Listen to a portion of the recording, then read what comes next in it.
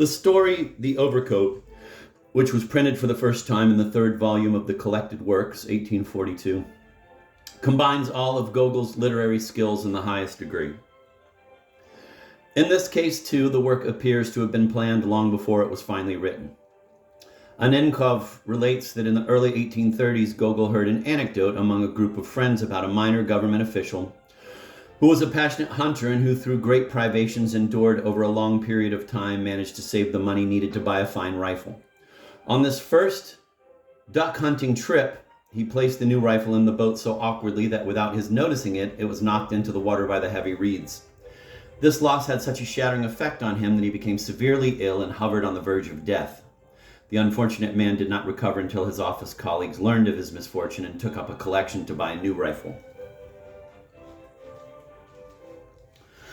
It is very likely that Gogol saw in this anecdote a promising subject for a story, and since in 1830 he himself wrote his mother that he did not have any money to buy himself a winter coat, and that he went through the whole winter in his summer coat, it would be quite understandable that he should substitute his own overcoat for the rifle of the anecdote. Evidently, Gogol worked on the tale in the years 1839 to 1840, but did not complete it until 1841.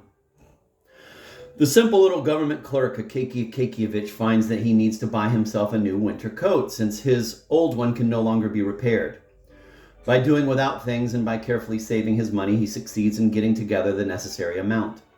He is completely engrossed in his thoughts about the new overcoat, to which he looks forward to like a child. Finally, the coat is finished, and Akakievich's office colleagues invite him to a party to celebrate the occasion. On the way home that night, he is fallen upon by thieves and his new overcoat is stolen. In desperation, he turns, on the advice of a colleague, to an important official with the request that he urge the police on to more intensive investigations.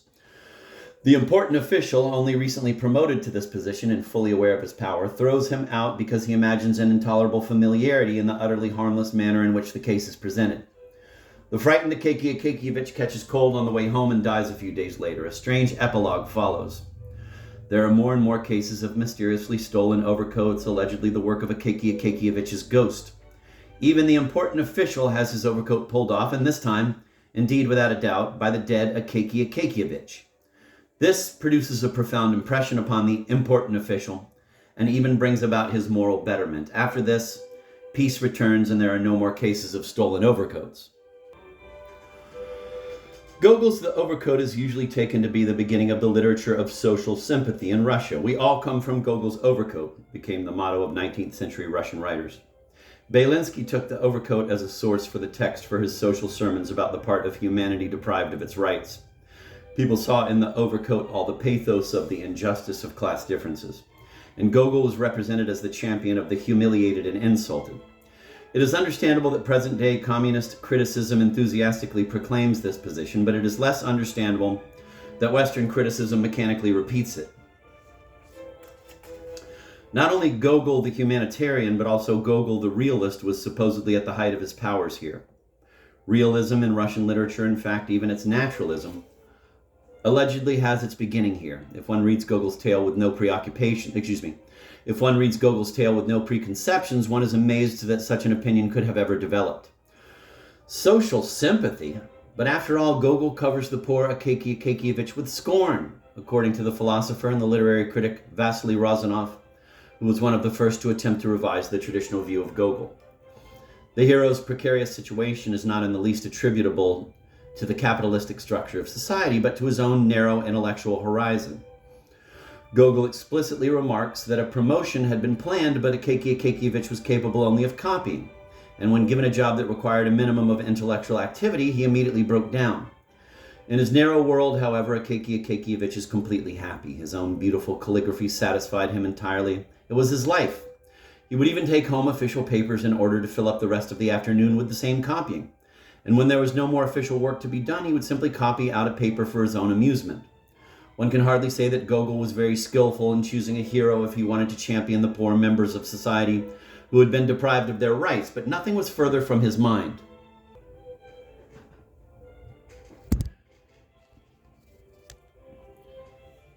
Since the 1830s, social problems were in the air in all the literatures of the Western world. Note George Sand and Victor Hugo in France. The trend conquered the world and was even read into works where it was certainly not to be found. Social mobility and social developments in Russia furthered this attitude toward literature. In Soviet Russia, it is officially proclaimed even when they know better. In Gogol's tale, some highly emotional, humane passages seem to call for this interpretation. It simply was not realized that they could have a function different from that of a sermon, even though closer examination leaves no doubt about it. The same applies to Gogol's realism. There is constant reference to little details, as for example, the hard toenail of Petrovich the tailor, which resembles a turtle shell. But the fact is overlooked that this is almost the only bit of concrete description of this man that we have. Gogol is obviously making fun of the realistic school when he declares that one certainly should not speak any more of this tailor. Quote, "But since the custom has already been introduced that in a story the character of every person must be outlined with complete clarity, there is no helping it. We've got to have Petrovich too." What follows then as character is only the statement that Petrovich got drunk every holiday, that he demanded lower prices when drunk than when sober. This, together with the above-mentioned toenail, is just about the whole extent of the realistic description. The narrator is now obliged to describe the wife. He had inadvertently revealed the fact of her existence by a slip of the tongue.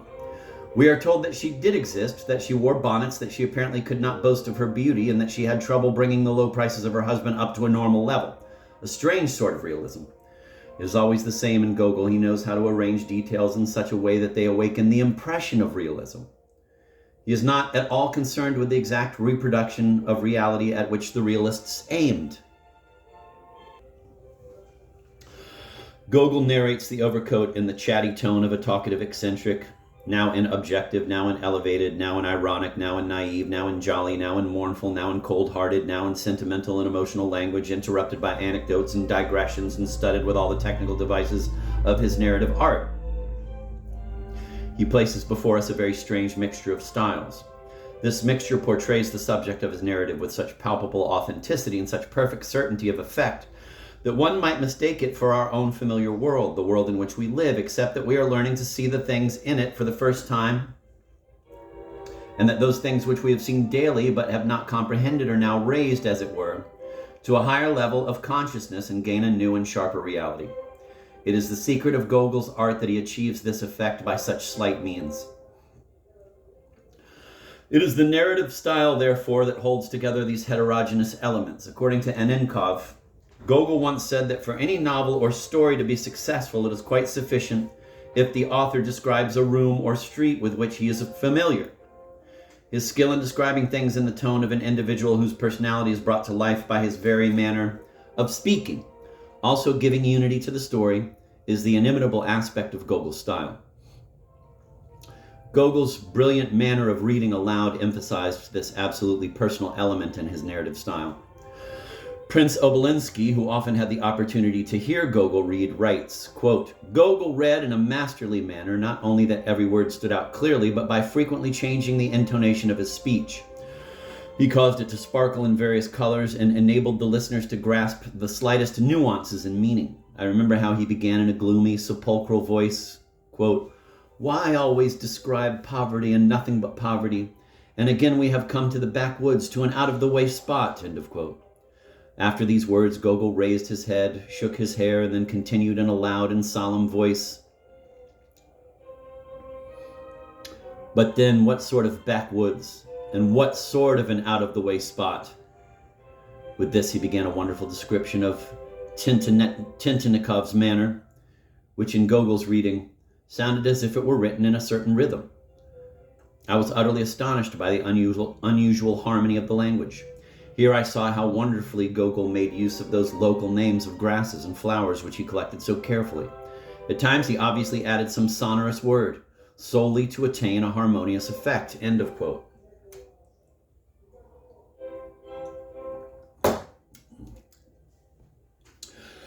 Gogol did not read like an actor. He characterized his figures when he imitated their voices, but always from the standpoint of the narrator. They did not live their own lives, but only in connection with him.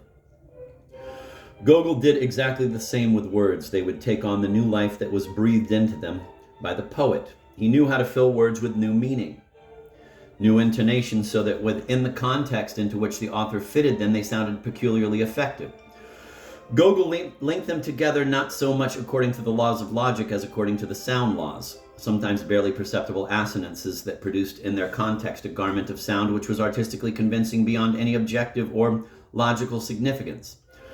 The skill of Gogol's is nowhere so evident as in The Overcoat. Gogol plays with words. He lets them intertwine in the most diverse variations, from familiar puns to gentle reminiscences, from a torrent of lofty language to the chopped up, unfinished sentences of a simpleton.